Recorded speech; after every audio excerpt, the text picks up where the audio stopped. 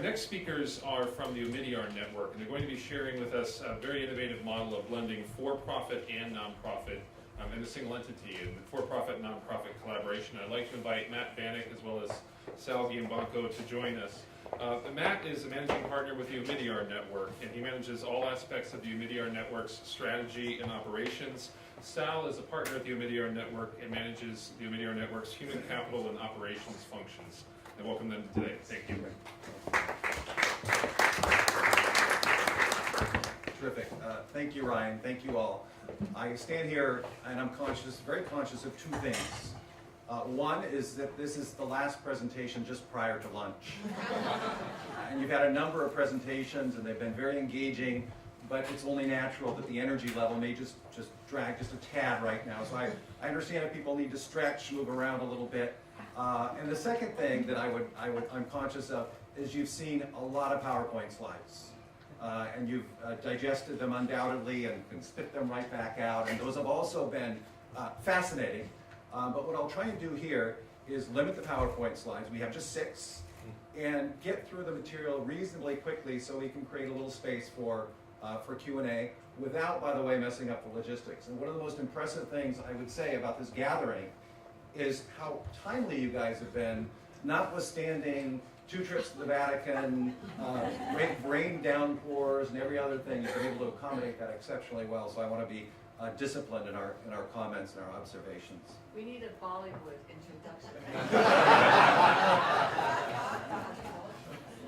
So this has been an incredibly fascinating, inspiring gathering, and I thank the organizers and I thank the participants as well. One of the things that's striking to me is that we all have sort of a shared purpose here. We are all here because we care deeply about social impact. We care deeply and particularly about the disadvantaged and about the poor. Differences, however, are also fascinating because notwithstanding the fact that we have a shared purpose, we have different approaches.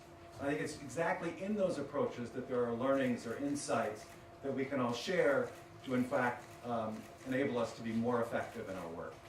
And so I'm here today with my colleague Sal Giambanco to talk a little bit about one model, one approach, which is the approach that we've developed at the Omidyar network. And I want to talk about the approach itself, but I also want to talk about the evolution, because the evolution actually reflects, I think, the thinking that has shaped a lot of people in this room in terms of being oriented to having a positive impact, but then realizing that there are many vehicles that may enable you to have that positive impact. And I'm going to introduce the model with my colleague Sal Giambanco. Sal and I worked together at PayPal. I was at eBay and then PayPal. We worked together at PayPal. We've known each other 7 years. And part of the... Actually 12. There's a little span in between. But anyway, part of the joy and the journey, so to speak, is the people you get to work with. And I'm just incredibly privileged and grateful to work with people like Sal. At the Omidyar network, we define ourselves as a philanthropic investment firm or a philanthropic venture capital firm. Each of those words, obviously, is very important to us. We are a philanthropy.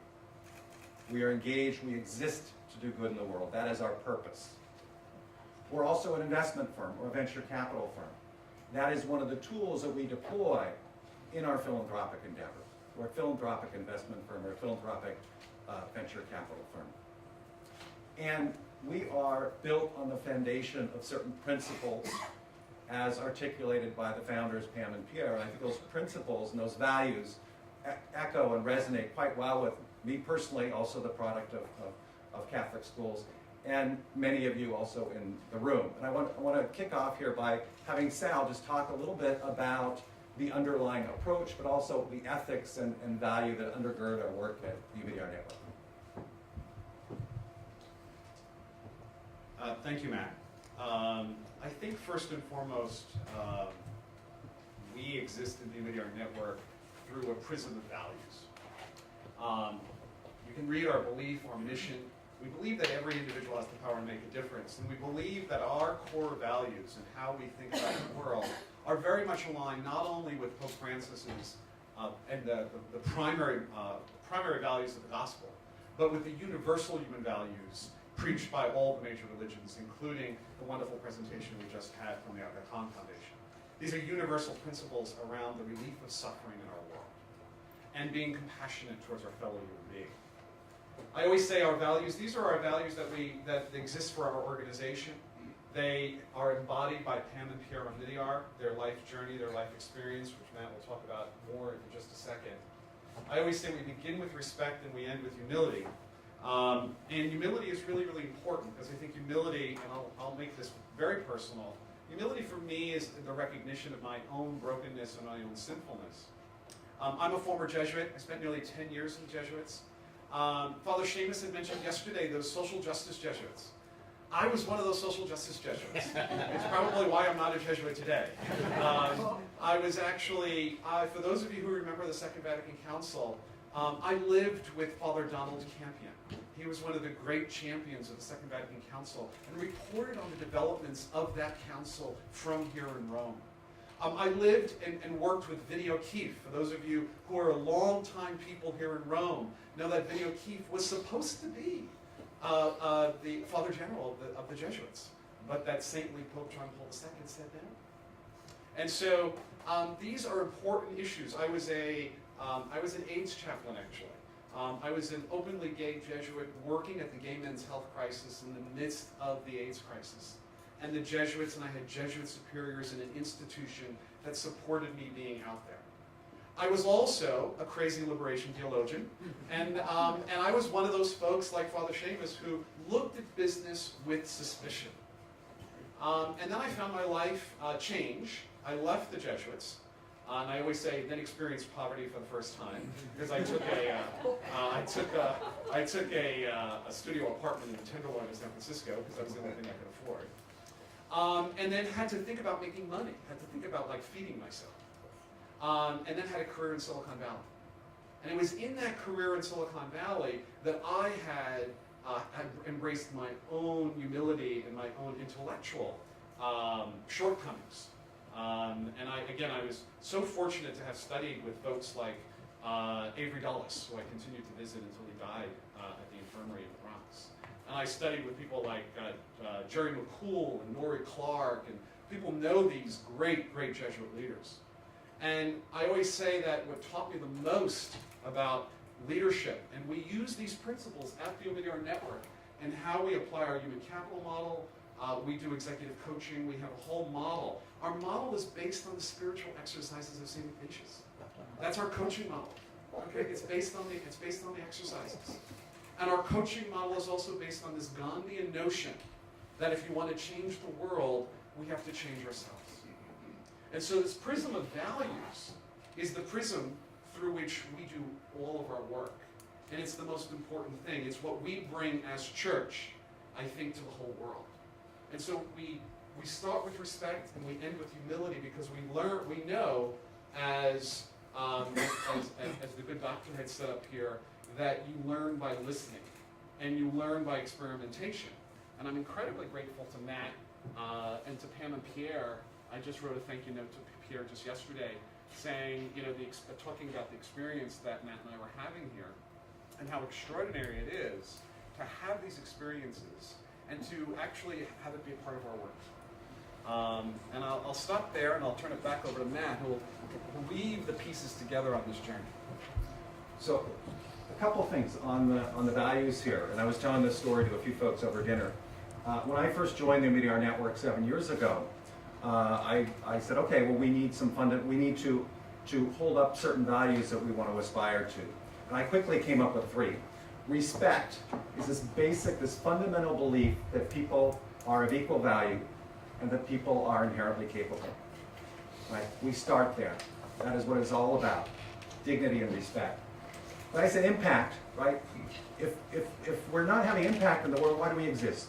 So we've got to go out there, we've got to engage, we've got to do positive things, we have to have impact in the world. Collaboration, working cross sectors, cross geographies, across cultures, right? We need to be collaborative if we are to be successful. So I brought those 3 values to Pierre. And being a former McKinsey guy, it's always in 3, thinking of the Trinity, it's always 3. We had 3 values, we were all set. And Pierre said, you missed 2. right? And I'm not accustomed to getting 60%, so he missed 2. And I said, well, what did I miss? He said, Matt, you have to realize that we're incredibly fortunate, that we have been entrusted with this wealth. And we are supporting entrepreneurs and social entrepreneurs. They are the heroes. We need to have the humility to recognize we've been entrusted, they are the heroes, and we need to invest in them and be in service to them. Right? So that was a lesson in humility for me from Pierre. But that's the kind of person that has inspired this organization. Now, for Pierre, this is part of a journey. How many of you are familiar with eBay? Hopefully most. Okay. So Pierre wrote the code for eBay when he was, I think, 28. eBay went public when he was 31. When eBay went public, he quickly, within a day, became a billionaire on paper. And he thought, geez, what did I do to earn this? You know, people work their lifetime and don't have a small fraction of this. So he quickly turned around and he said, and this was, you know, the giving pledge before the giving pledge. He quickly turned around and in a matter of months said, I'm going to commit 95% or more of this to the betterment of mankind in my lifetime. And so then he asked his good friend Bill Drayton, who's sort of seen in the U.S. as the father of social entrepreneurship, said, Bill, I have this wealth and I want to commit it to mankind. I want to humankind. And I want to do good in this world. What should I do? How do I go about this? And Bill said, whatever you do not set up a foundation. So Pierre is sometimes a little bit contrarian, so he set up a foundation. And he quickly went about hiring staff and giving grants to well-intentioned, hopefully impactful not-for-profits. And after a while, a year or two, he felt somehow disaffected. He felt somehow he wasn't having the impact that he felt he should be having in the world. And then he scratched his head and he said, let me think about eBay. Right? eBay is this online marketplace where people buy and sell. And there are 1 million people who earn their livelihoods by selling on eBay. Okay, there are 1 million jobs. And a lot of these people are somewhat disadvantaged. A lot of these people don't have the same opportunities. One of the sets of people that over-skewed at eBay was single moms, right? Because they could control their own hours. They could stay home with their children. They could trade online. They were not the subject of the tyranny of the hours or the prejudices that others may have about them. Not only 1 million jobs, $60 billion of economic activity. And all of this came out, the funding for this was out of his back pocket, right? He bootstrapped it. And he said, how is it then that I've got this foundation and I'm feeling constrained and I'm not having the impact I want to have, but over here I created a business that created 1 million jobs, $60 billion of activity and opportunity for so many people. What can I learn from that? What can I learn from that? And so when he actually, the insight was that yes, grants play an important role, but business can also drive positive impact in society. He's seen it, he's felt it. So why don't we create an organization that not only continues to do grants, but also can do investments? And try and figure out over time, what is the tension, but what's the complementarity, and what are the opportunities of that hybrid structure? And he had a little this marketing thought too. He said, okay, we can go from the Omidyar Family Foundation, OFF or off, to the Omidyar Network, which of course is on. So we've transitioned, and we transitioned about 2004 and moved into this realm called impact investing.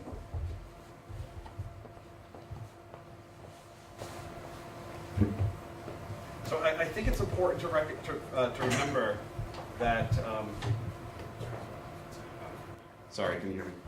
I think it's important to remember that we see strategic grant giving and market-based philanthropy as complementary. So they're complementary tools in the toolbox. Grant-based philanthropy has had a tremendous positive impact on the world, in large part by overcoming fundamental market failures that are not addressed by government. Grants are particularly useful in providing public goods, helping disadvantaged populations, and subsidizing the creation of goods and services that benefit society as well as the individual. That is, goods, what we call large positive externalities. That's really a very, very important role of what so many people in this room are doing. Grants also help spur the creation of new markets, and we had an earlier presentation which actually talked about that, where an unattractive risk-reward profile discourages investment, and so therefore these grants can actually help build the infrastructure that will actually help create the ecosystem. So for example, in financial inclusion for the poor, in India, we supported the creation of a credit bureau. Very, very important. For microfinance organizations globally, we created something called MFX, which is the Microfinance Exchange, which actually is a vehicle in the system that allows microfinance institutions not to be subjected to the wild valuations in currency speculation, and currency trading. So building these ecosystems are extremely important. Another great example of this, another great example of a hybrid system like the Omidyar Network is the world's largest NGO, which is the NGO that Forbes calls the most effective NGO in the world, which is BRAC. And if you've never heard of BRAC, it is truly amazing. It affects 130 million lives a year, 100,000 employees. It operates in the world's toughest places, Afghanistan, Pakistan. It's the only institution that operates in every single province in Afghanistan. It operates in Uganda. We helped fund their entrance into Liberia and Sierra Leone. We helped fund their entry into Haiti, and they're also involved in Uganda and Tanzania. They are 80% sustainable on a budget of $450 million, and they're involved in healthcare, they're involved in manufacturing, they're involved in creating this whole ecosystem of changing people's lives. So clearly grants play an important role in our work, but also obviously investments as well. And we see three very fundamental advantages to investments into business. One is value. A lot of these points have been talked about last day, but I don't think this point has been made terribly crisply. If somebody is paying for something, you know they value it. And you know they value it above the cost to produce it, right? One of the challenges working in the grant-based world, particularly if something's free, you really don't have a sense of value. Right? You really don't have a sense of how much the customer actually values what you're producing. And that undermines the efficiency of what you produce and how you deliver it. So a for-profit investment, you absolutely have to create value or you go out of business. It's ruthlessly efficient in that manner. Second, in self-sustainability. This point has been made many, many times. Biggest challenge not-for-profits have is staying in business, right? And the typical not-for-profit leader spends 50% of his or her time raising funds. It's a constant challenge. And it also inhibits the ability of those organizations to scale, which is the third point here. Businesses, by nature, are driven to scale, right? You generate profitability so you can fund growth. You generate profitability so you can tap into capital markets, and you grow much more rapidly. Got to do a call out for Bridgespan here. They did a very, very interesting and insightful survey a number of years ago, and I think it's since been updated. But they looked at the number of not-for-profits in the U.S. that have scaled from 0 million in revenue to 50 million in revenue within 5 years, right? And or actually it was over that time frame. And not that revenue is the only measurement of scale, but it's a significant element that is indicative of one's ability to scale. So how many not-for-profits then in 40 years went from inception to 50 million in revenue? It was about 142, right? In the US, the biggest philanthropic market, in 40 years, right? You have 142 that go from 0 to 50 million. So we were curious at Owen, and I asked somebody, I wonder how many for-profit businesses went from 0 to 50 million in the same time frame. Tens of thousands. Tens of thousands. Now, of course, not all those businesses were oriented towards social good. In fact, not all of them were producing social good. But the ability to scale is absolutely remarkable. And so at OAN, we try not to get caught up in the form, right? We try to look at impact. And for-profit investments or grants, for us, those are all means towards the social impact end. And these are three critical reasons why we see impact investing as a critical tool to have in the toolkit. And this is where you can see our scale. To date, we have committed about $700 million of capital.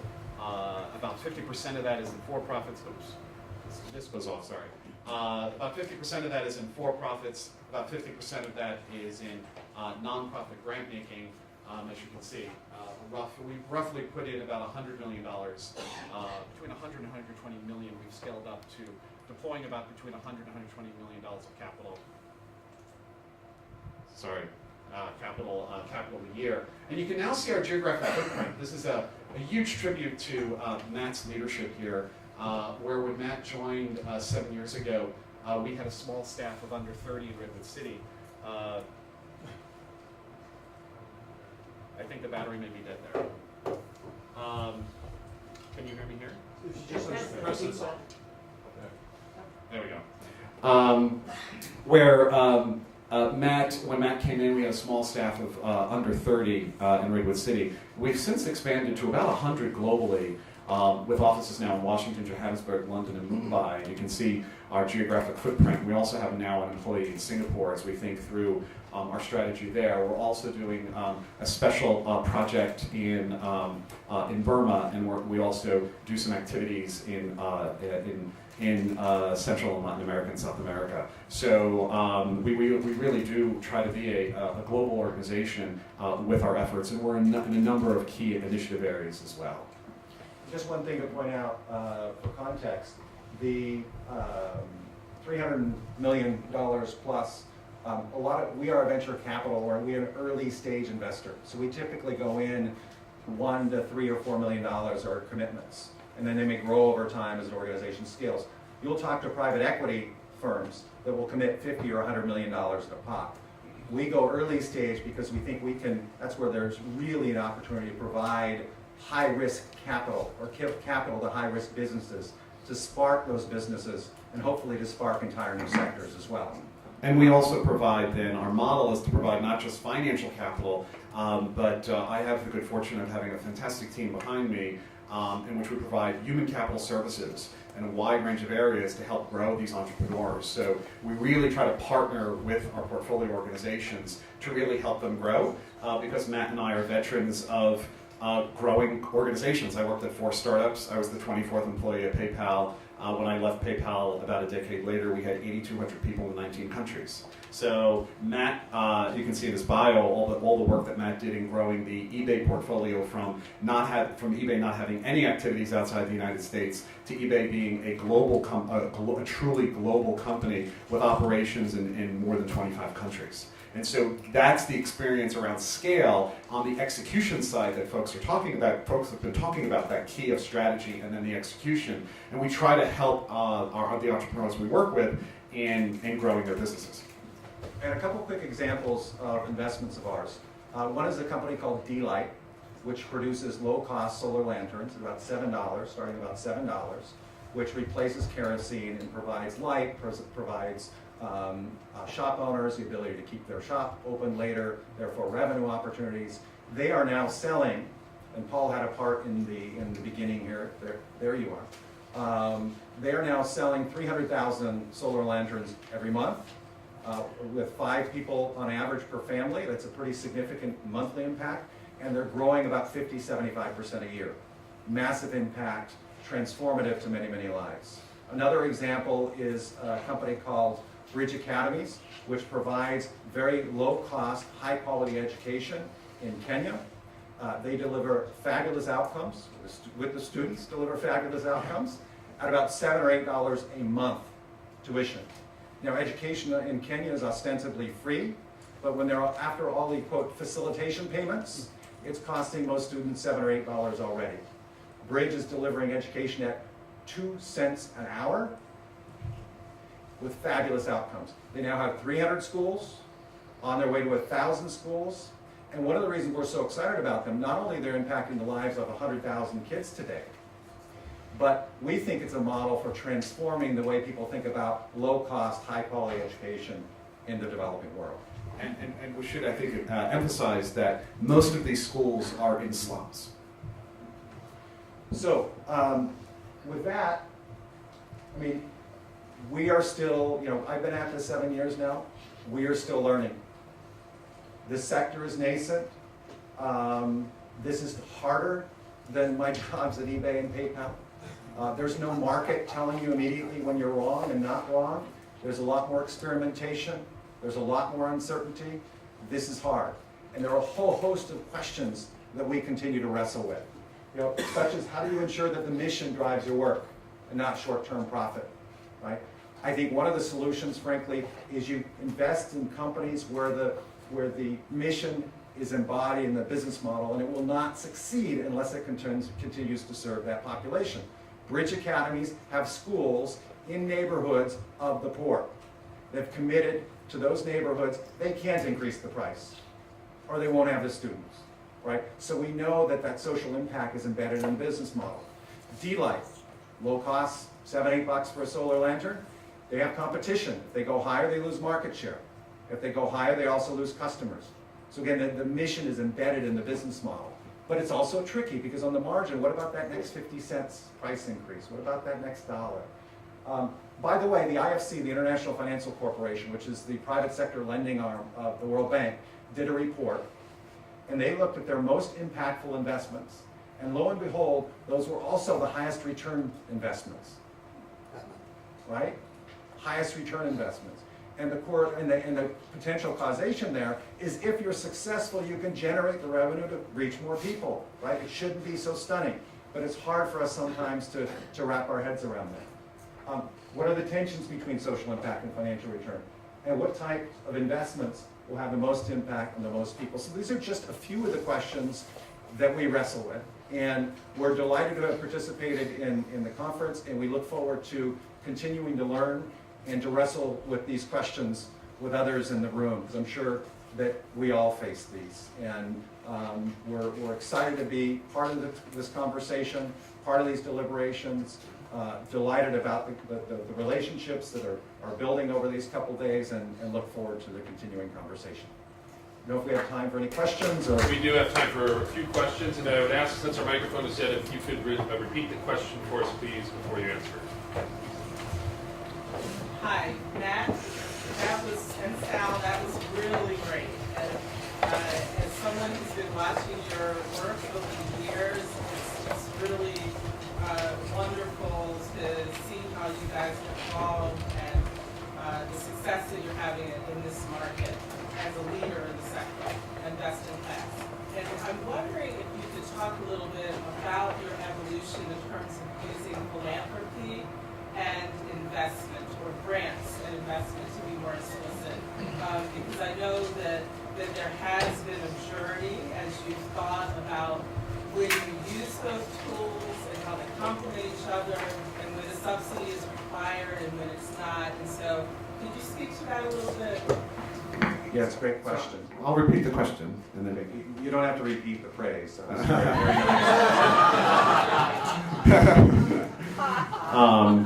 the question is about the evolution of our thinking and how we approach using grants and equity investments, and the whole issue around how we think about subsidies and how we think about using those tools, and how we've learned about those tools in our work. Is that a fair? So a couple quick thoughts on that. First of all, organizationally, it was really difficult. Going from a grant-based organization to an investment-oriented organization. And candidly, it's a lot easier for a for-profit investor to figure out how to do grant making than for a grant maker to figure out how to do investing. And on that point, if I could just, it's the Matt and Sal show.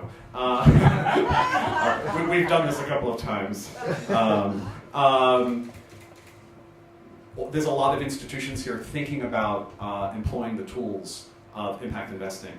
It's really, really important to get the human capital aspect of the skills in your organizations correct, to make sure you have the right people with the right frame and the right skill sets and the right experiences in order to use these tools.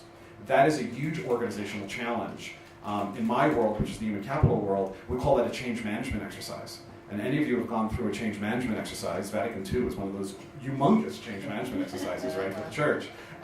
If anyone who's gone through a change management exercise knows that there's pain with change management exercises. So it's a very, very important thing to think about before any organization thinks about jumping into this. And by the way, when we think about people, Marcus is first C, character, right? Everybody thinks about hiring the smartest, the best, but you also want to hire people of character, particularly in this work. So it's got to be competence and character. And competence without character is dangerous sometimes. Character without competence, you don't get anywhere. So I think both are really important. So first of all, we had to actually we had to change out some of the staff. The grant makers, just most of them were not able to make the transition. In terms of learning, the biggest learning was probably, we started out fairly dogmatic about the role of grants and the role of investments. And we said, look, you either make a grant, which by the way is 100% guaranteed loss of principal from the investor's perspective, or you make an investment where you're going to get market rate returns, right? And we wouldn't do anything in between. A lot of presenters here talked about spurring new markets. They talked about taking more risk. They talked about being willing to have lower return in order to have a social impact. We wouldn't go there because we thought that subsidy equaled distortion, market distortion. And I had a conversation with Jacqueline Novogratz from the Acumen Fund. She said, Matt, what if there's no market to distort? Right? What if there is no market to distort? What do you do? Isn't there a role for grants to help markets come into being? So, yeah, that's a good point. So I went back to my old economics textbooks, and I knew how to communicate with Pierre. And I looked and I thought more and more deeply about the role of subsidy. I went back and I said, Pierre, subsidy is not necessarily bad. It depends what you're subsidizing. And by the way, you set up the Omidyar network. That in and of itself is a subsidy for social good, right? So shouldn't we think through when and how to use subsidies rather than just dismissing it? Because the most compelling stuff happens between the high return business. By the way, the commercial capital markets, that's tens of trillions of dollars of capital pursuing returns. We don't need a couple more billion there. If something's going to generate a market rate of return, it's probably going to get funded anyway. Over here you have grant dollars. In the US, that's $40 billion a year from US foundations. 99% of what the US foundations do are grants. 1% are what are called PRIs, which are an investment. 5% of that 1%, or 5/100ths of 1%, actually is equity-based PRIs. So there's not much going on over here, but pure grant. And over here, the tens of trillions, pure profit maximizing. There's just this thin line in between. And that's what we're trying to fill in, and that's what you're trying to fill in. And that was the most significant thing I had to communicate to Pierre is let's aim to get good returns, but let's continue to be grounded in social impact, and let's be willing to take disproportionate risk in order to spur new markets.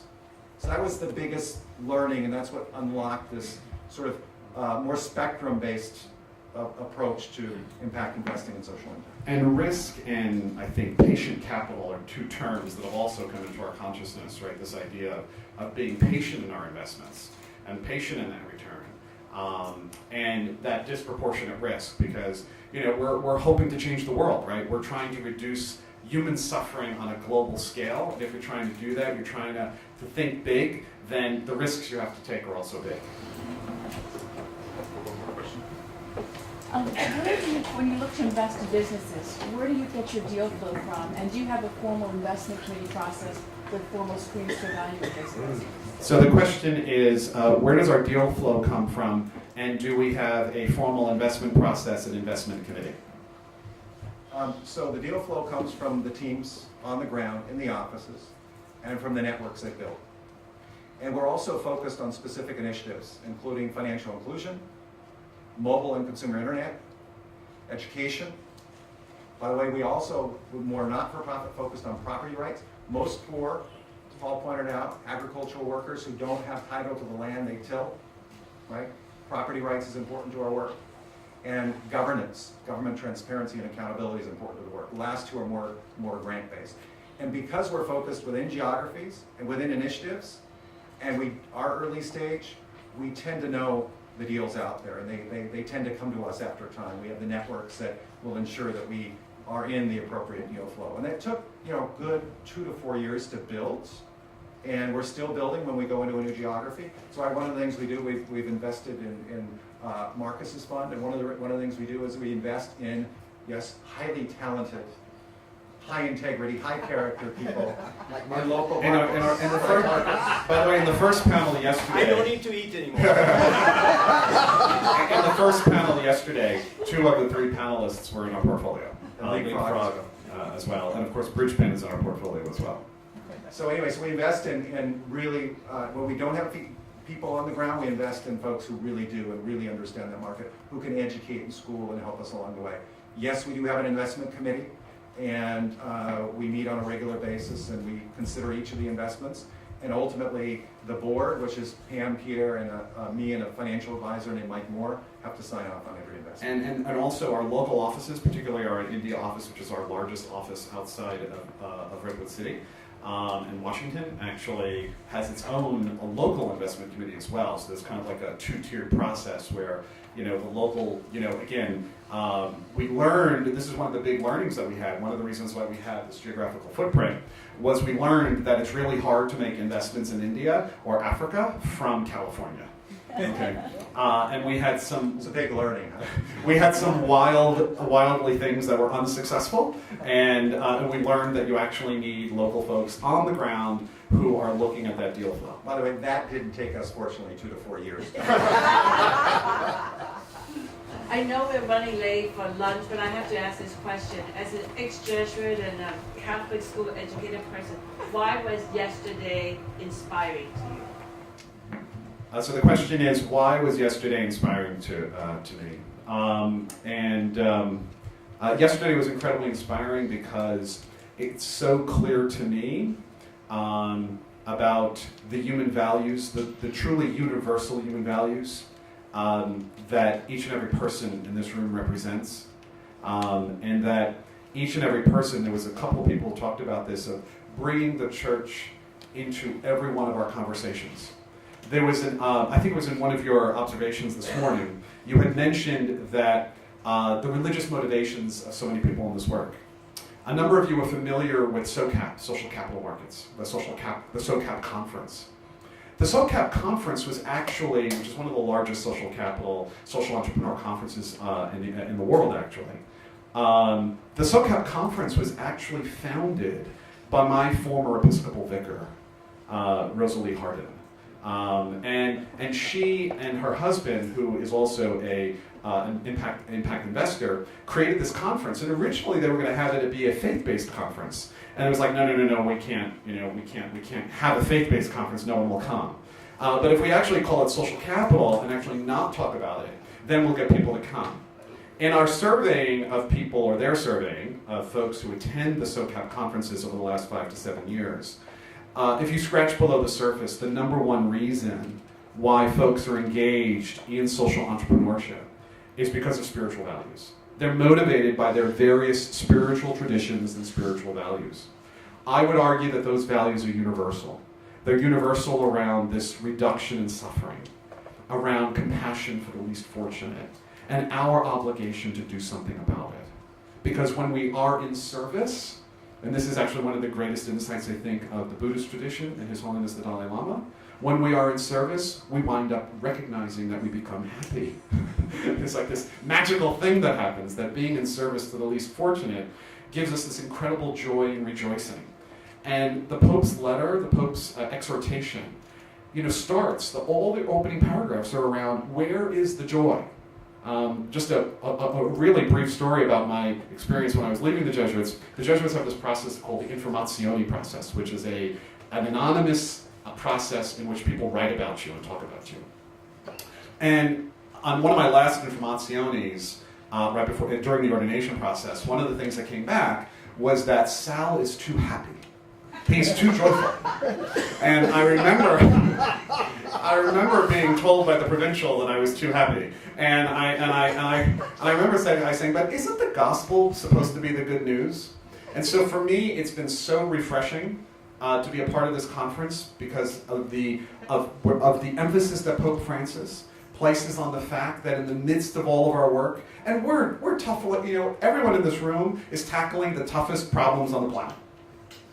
And yet, we should not become cynical. We should not become, and this is amazing in that exhortation, we should not become sourpusses. He uses that word, sourpusses. We should not become sourpusses. And we should embrace the joy we have, the joy of what does it mean to be of service? What does it mean to live that life of Christ? Because that life of Christ, when we give of ourselves to others, creates this magic, cold joy, which leads to rejoicing. And joy is so much more profound than superficial happiness. So I'll